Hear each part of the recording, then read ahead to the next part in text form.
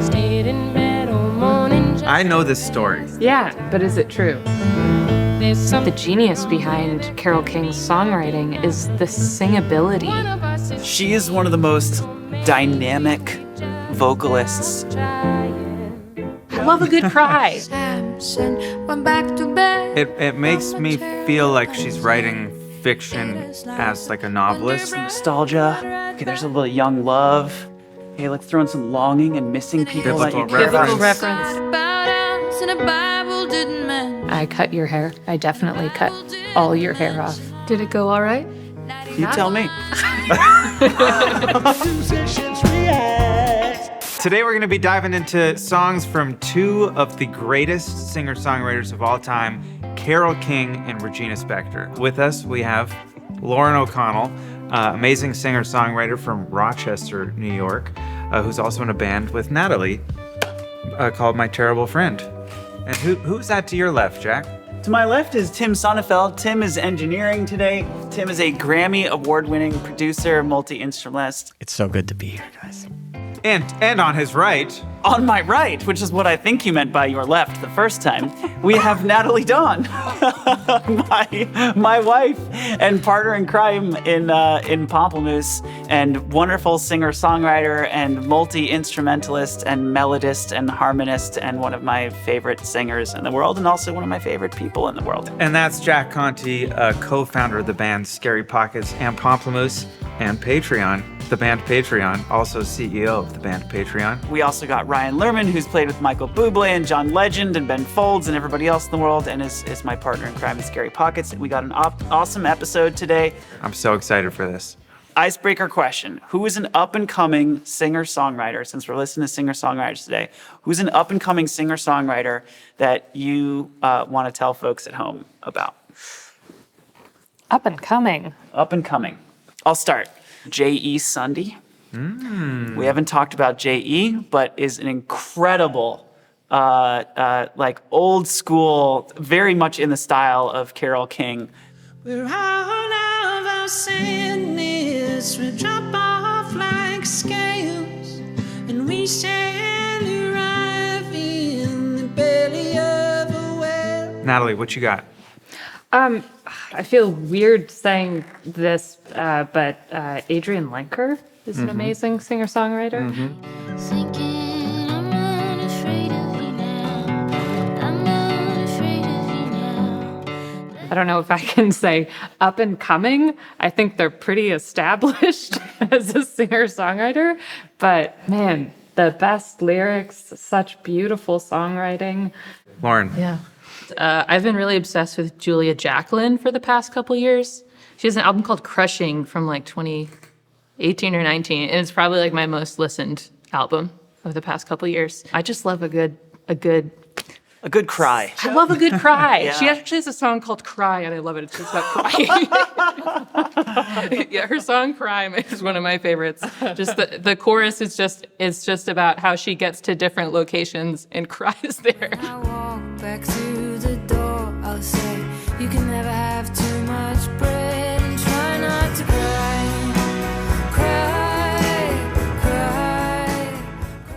Phoebe Bridgers, I guess, is no longer up and coming. She has up and arrived. Are you discovering Phoebe Bridgers right now? I That's just what you're doing. think she's. I guess there might be 2 or 3 people that haven't heard of her before, and she also is just one of my favorite lyricists that is writing lyrics right now. So it feels like she belongs in the singer-songwriter conversation. They still got payphones, it costs $1 a minute to tell me you're getting sober. Let's get into the music. Hey, Tim, can you tell us a little bit about It's Too Late from Carole King?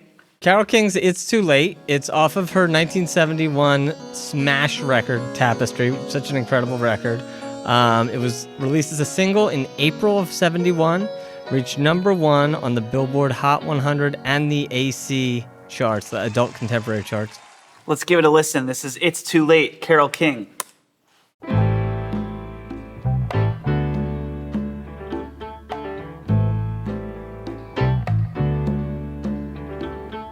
Stayed in bed all morning just to pass the time. There's something wrong here, there can be no denying.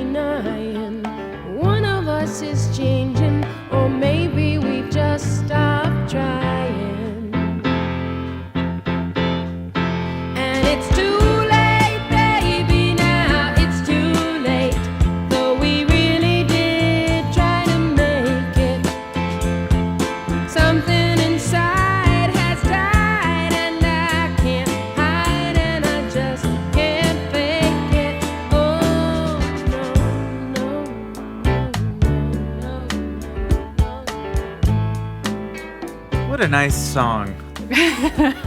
Yes. Yeah, it's very pleasant. She's not trying to change the world, right? It's not earth-shattering production. There's not a lot of frills. Well, to be fair, I mean, this was originally a demo. It's a demo. right? Yeah. Sounds like a demo.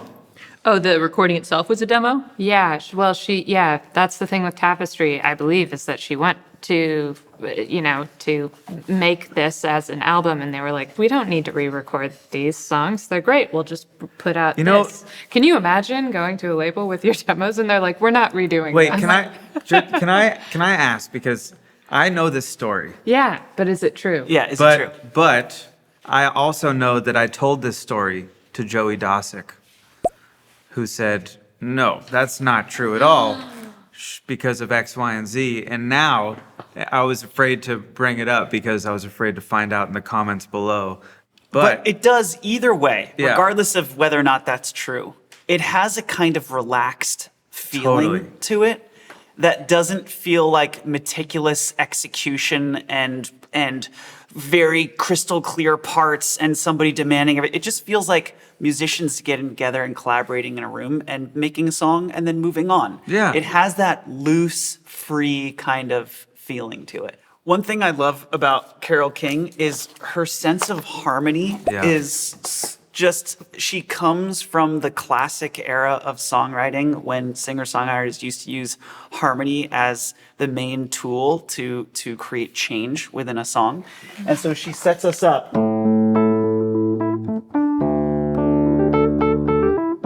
Right, we're in A. And then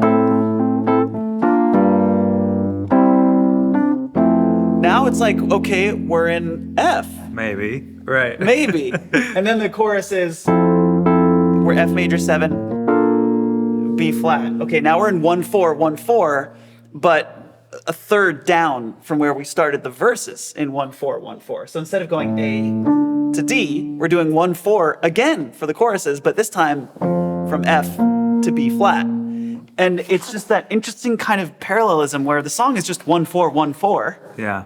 But she uses this interesting kind of harmonic transition to get to a chorus that's 1-4, 1-4 in a different key. And at times it feels like it's in C, right? Because there's lots of these sort of moments where we're going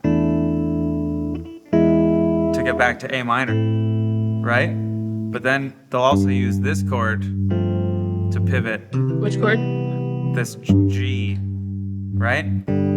To get to C. So there are some times in the song, to me, that felt like they were in C and then using the flat 7, the B flat to kind of get back to A minor. It also like lands on a C or C major 7 at some point, like before Right. the solo section or something. And I remember that being like, oh, are we in? Yeah. Exactly. It's sort of nebulous where the tonal center of the song is. That's the genius part. Yeah.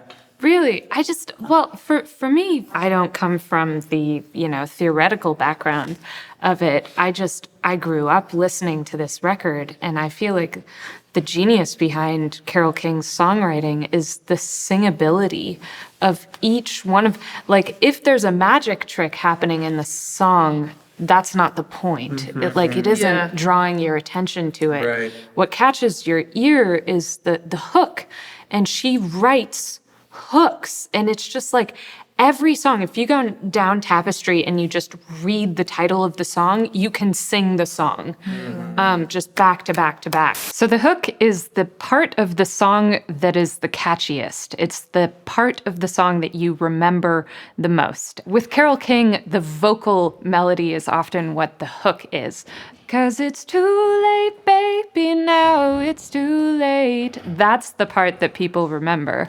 Do you think this song sounds like, I mean, this is from an era and like a place of like assembly line songs, and I don't mean that in a pejorative necessarily, but that's what she did is kind of like pump out pop songs for other artists. And do you feel that with any of this or any of the songs on Tapestry? I feel it in a good way. There are songs that sound like the pressure's on. We're writing a hit song for this artist. And then there are songs that sound like This is one of 120 songs, so I'm going to try something, and I'm not going to overthink it. You know what I mean? And I think you get to really cool stuff that way, and I hear that in her writing a lot. Lauren, does it feel that way to you? Does it feel manufactured as opposed to artistically composed? Yeah, I was thinking about like all the songs on Tapestry, and I don't think it's a bad thing, but they all kind of sound like that for me. Like they could have been written for somebody else, and some of them were. And I was like, what is it that makes me feel that? And I think it's the the lyrics are meant to be universal, and I was comparing it to like other singer-songwriters I like who are seem to be writing more for their own like pieces of their own soul. And I'm like, I think it's because you're meant to get the entire picture very quickly, lyrically and emotionally. You're not supposed to walk away with any, like, you're supposed to know exactly what she's talking about. And I think that's kind of what I feel. Yeah. I will say there's not a ton of specificity to the Right. lyrics. It doesn't, yeah, you're right. It does feel like somebody else, it could have been written for somebody else. I get that. I'm curious for you two. When you hear Carol's voice on this, as singers, what stands out to you about her vocals? What do you think about her vocal performance, or how do you feel about Carole King as a singer? Forget about the compositions and the music. Pretend somebody else wrote this song Yeah. and they hired Carole King to sing it. Yeah, I'm What, just what are your yeah. What are your notes? Well, nobody sounds like Carole King, first of all. She's got this, there is this real ease about her vocals and her delivery. There's something about the quality of her voice that's just very comfortable and accessible, but she also has amazing control.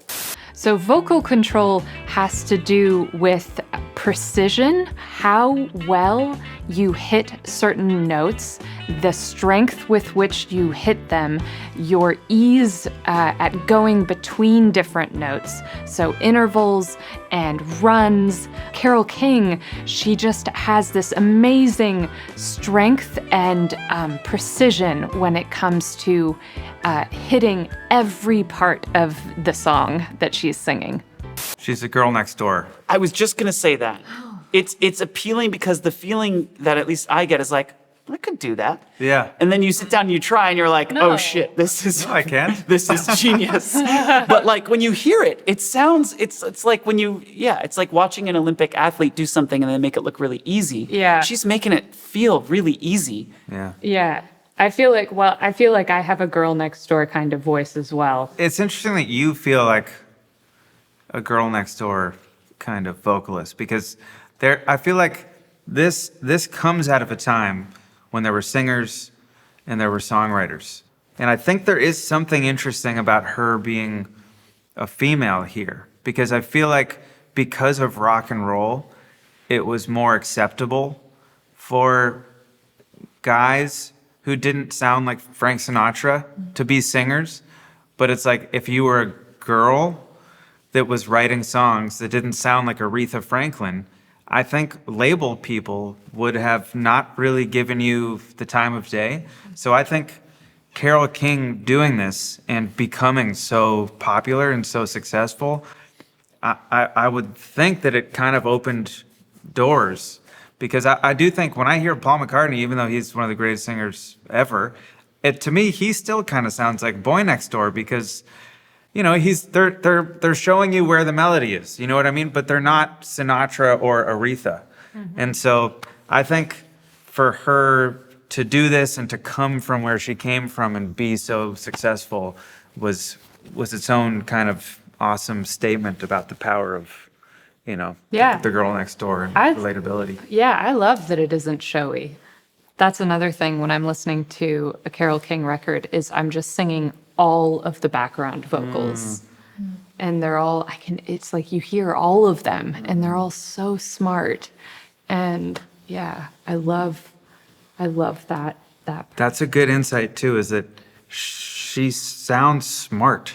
Oh yeah. She's so smart. Yeah. You really get that from her songs, just the craftsmanship of the songs and the lyric and the vocal, like everything is very direct. Let's listen to the next tune. Here it is, Samson by Regina Spektor. You are my sweetest downfall.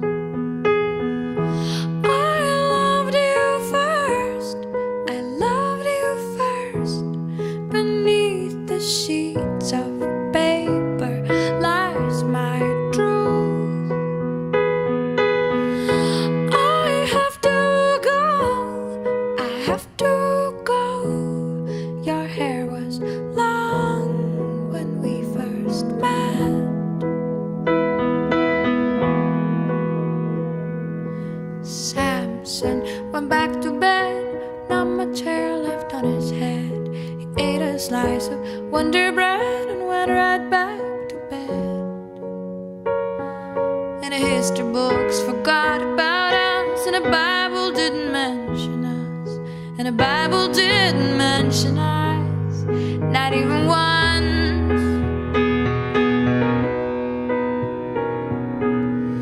You are my sweetest downfall. I loved you first. I loved you first. Holy shit. Oh my God. She is one of the most dynamic vocalists. Her expressive range in terms of volume is incredible. And the recording, I think, really shows. I'm looking at the waveform right now. There's bits of the waveform that are like this, and there's bits of the waveform that are huge. And they didn't overcompress it. They didn't, from a production standpoint, there are these quiet, delicate, sensitive moments. And then these just soaring string pads with the keys on top and her just belting. And they go through this whole arc like that. It's just, there's not a lot of music that's made like that. They don't really capture that level of dynamic range of a lot of vocalists. I know she's singular in that, I think.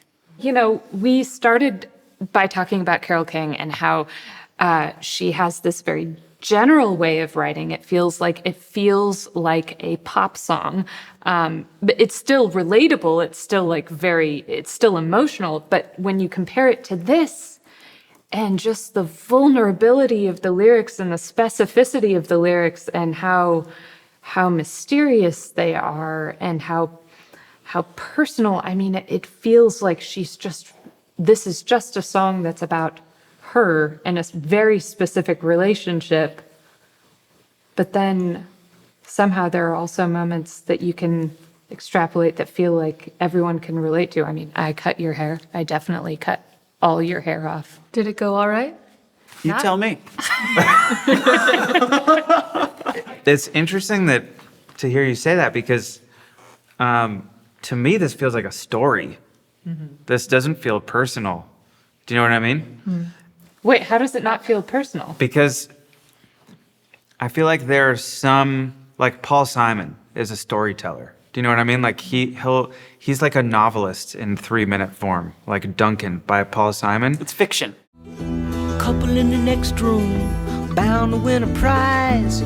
They've been going at it all night long. It makes me feel like she's writing fiction as like a novelist rather than a personal song. Maybe just because of the metaphor, but like... Well, I just feel like one of the things I really love is that she takes this ancient, story, but twists it in a way that makes it personal, sort of like they say there was a secret chord that David played. I heard there was a secret chord that David played and it pleased the Lord. I love it when artists, maybe it's just because I grew up in the church, but I love it when artists take these biblical stories and then twist them and make them actually about their own story. Okay, question. Yeah. Well, since we're talking about Bible stories, why do you think she says the Bible didn't mention us not even once? What is that? I think it speaks to the sort of anticlimactic sort of mundane thing that's happening of like she cuts his hair and then nothing happens. I don't know. Yeah, I think the genius of this song is what you were saying before, having to do with just illusion of depth. Like, there's this song feels so massive to me, and I don't know what it means. You know what I mean? But I know that it makes me feel deeply.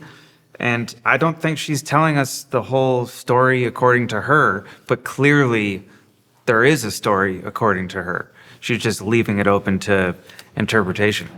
It also feels like I get a lot of ambivalence from this song. That's what I feel from, because it sounds like she's saying things that don't all tie together neatly into one feeling. And I'm like, well, the Bible likes stories that all tie together neatly and have a clear outcome and a clear moral. Hero and villain and Yeah. moral. And I think this is just messy emotions and things sort of popping up above the surface, like I loved you first. And I had to go, It's as if she was like, okay, so some nostalgia okay, there's a little young love. Okay, let's throw in some longing and missing people that you Biblical care about. Biblical reference. There's some Yeah. like there's Lots like, of but it's biblical- just like little sprinkles of or doses of historical emotion and references. yeah, exactly. Yeah. Do y'all ever like write songs and just have like a phrase feel like it needs to come out of your mouth? That's how I feel when she says I loved you first. Like she was writing and then this like higher thing had to come out. And Yeah. it's like not Yeah. maybe she didn't even know why or what it meant. It really feels like she's not letting logic get in the way of Of the a good emotional song. impact of the song. And I am definitely guilty Yeah. of trying to find the connection. Oh, I can't say that because that Yeah. doesn't mean anything. You It's like- don't have to solve the puzzle in don't every have to- song. Sometimes you can pose a question and just write the first half of the equation, write equals, and let the listener figure it out. It took me a long time to register. Like I write more songs now because I've learned to be a little more divorced from meaning and like, oh wait, my song is not going to be like a thesis I have to defend to everyone and explain why I chose Yes. every line. It doesn't need to make sense. Yes. And it's better actually, probably. Can we, I just, because I'm a piano player and she's a piano player, I just have to talk about her piano playing for a second. Let's Yes. listen to this. I loved you first. I loved you first. So she's going, and then back down. So she doesn't make it all the way up the scale, but it's just this beautiful linear thing that goes all the way up, almost all the way up before it comes back down. What stands out to me is listen to the note that she's emphasizing in her voicing. You are my sweetest downfall. Oh, She Oh, you're right. She's waiting to You resolve. are my sweetest downfall. And then she does it again. yes. And then she does it one more time, but adds the octave on top. So you feel like, Beautiful suspensions. yeah. It is very much like being on a precipice and the Yeah. whole idea of a downfall, the climb and then the Yeah. teetering and then the falling. Yeah, it's like this feeling of anticipation and yeah, totally. I think it's interesting that things end on your hair was long when we first met, and we don't know what that means, and then it's just going back and forth with this suspension on those chords. Right. When we first met, and then it just kind of like hangs on that note, and then it's like that it like moves along because we don't have an answer to whatever that means. Yes. It's that sort of feeling. Which is again, the bass note is staying the same. Yeah. And the chord Yeah. is going up. Whereas before the bass note was going up and the chord was staying the same. Yeah. Right? It's just like the marriage of that suspension and the lyric is just like Yeah. Exactly. Let's take a few questions from the community here. This is from our YouTube community from Josh Ton. What do you think it takes for a new sound style or genre to take hold in a mass listener audience? At some point, an underground scene breaks out into the mainstream. What do you think leads to that? What a cool It's a question. great question. Not a song, a genre. Yeah. this is maybe a little tangential, but I was thinking about I'd read I think it's in Songwriters on Songwriting. I love that book. So good. The interview with Paul Simon, and he talks about like, oh, we've shifted from an emphasis on melody and harmony in music to an era of rhythm, and I don't Yeah. think that's going to change. And I was thinking about like, why would that Genius. be? And is it just technology? Is it just because now we can hear the kick and bass? Like, is it just that rhythm can be more visceral now? Interesting. I don't know. I think technology has a lot to do with it.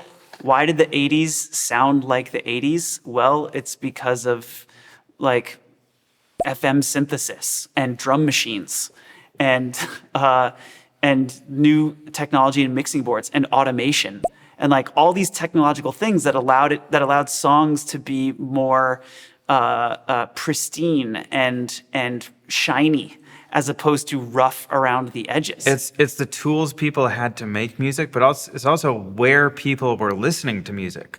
People used to listen to music in clubs where there was a big band. You know what I mean? And so that kind of informed, or in a theater where you could hear the lyrics and people singing.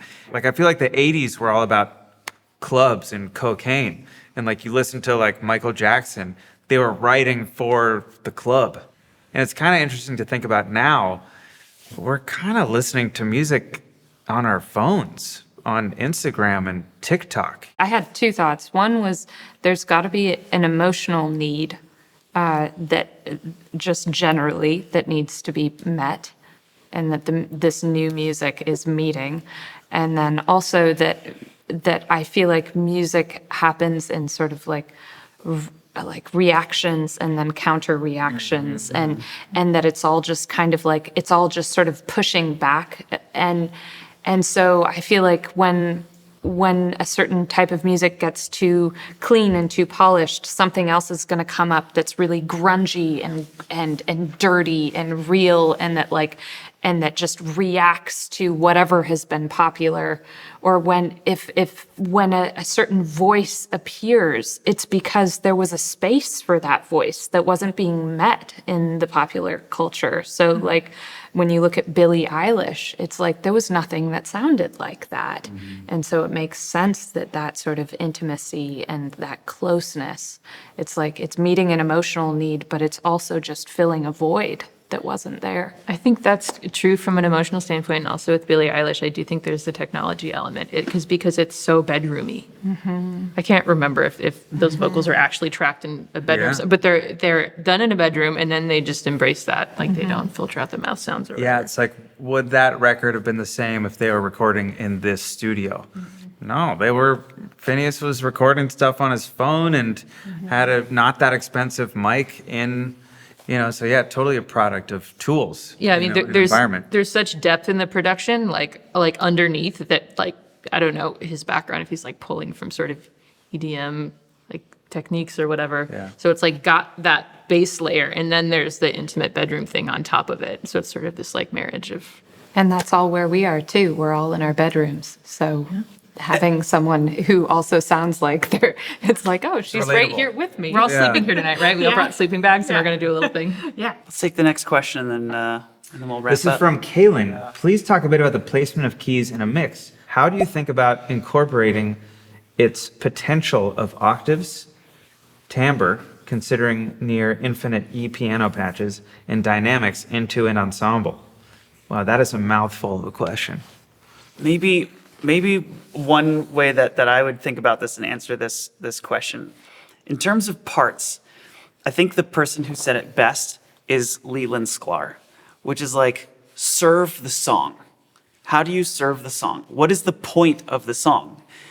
Sometimes it's the lyrics, sometimes it's an emotion, sometimes there's an amazing hook, but how do you best support the song?